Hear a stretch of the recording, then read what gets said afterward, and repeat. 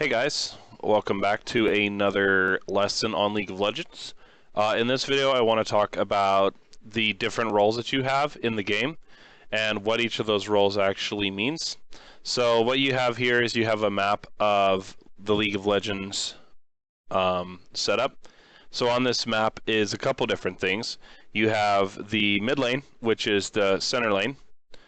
You have the top lane, which of course is to the left, and then the bot lane is to the right. And then you have all of these different areas that have different areas that you can go and grab experience. Now you have one person that sits in the top lane. Now here are my choices for top lane. This is a very important list to make. If you have sticky notes, this is the first thing you're going to start to do when you start playing League of Legends. You have top lane. My choices for top lane right now are Trundle, Shyvana, Maokai, or Lulu. When it comes to jungle, which the jungle is the ancient golems, the wolves, the wraiths, the lizard, and the big golem. And then you use smite, which is one of the summoner abilities, to take those camps faster. The best thing to do is to actually get a tutorial on jungling, which of course I will put out an actual tutorial on jungling for you guys in the future.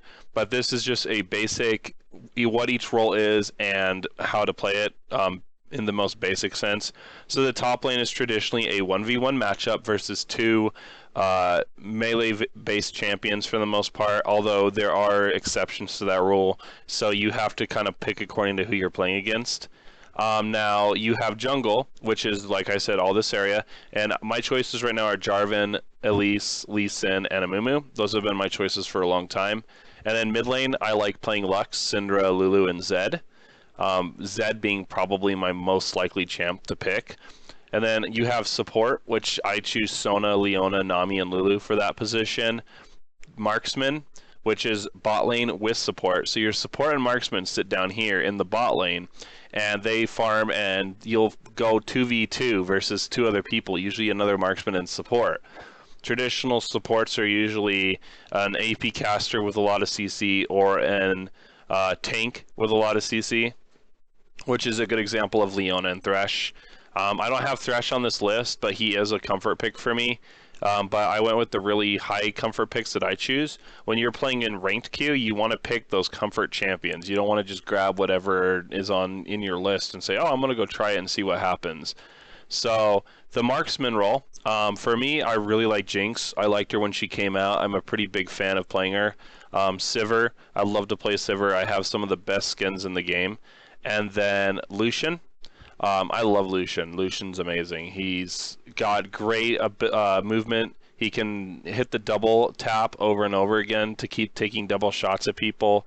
He's probably the strongest bully in the early game because of his kit. He can get early first blood or an early kill and snowball from there. It's very important when you're playing against any champion to know their strengths and weaknesses. So before you start diving into ranked, you want to know all the champions' basic abilities. Check out all their Q, W, E, and R. Understand your matchup before you go in against the matchup, and a lot of that will take time. It's not something that you just pick up overnight. And then, of course, the reason why you make this list is for two reasons.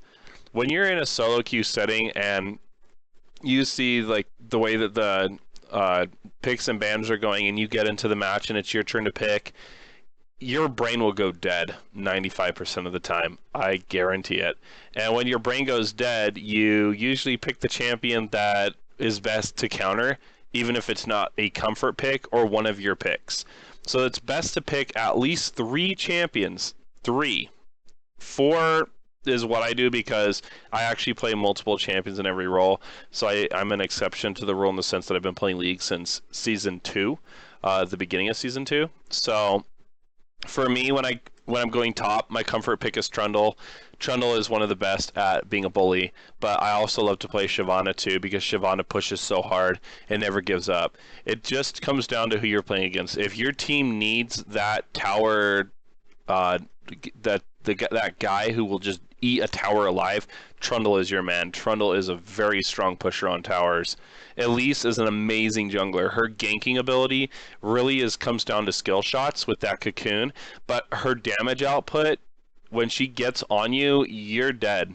I mean, her Q's hurt. Her ability to knock you down before you get a chance to get out is a very serious and dangerous thing. My other comfort pick for an AD carry would be Caitlyn. Caitlyn's range and her ability to bully and lane without taking any minion hits most of the time makes her extremely dangerous to play against.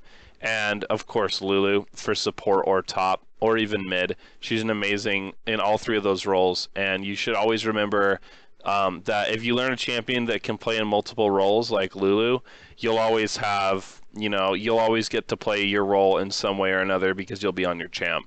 So picking champions that are able to go into other lanes is a pretty important thing.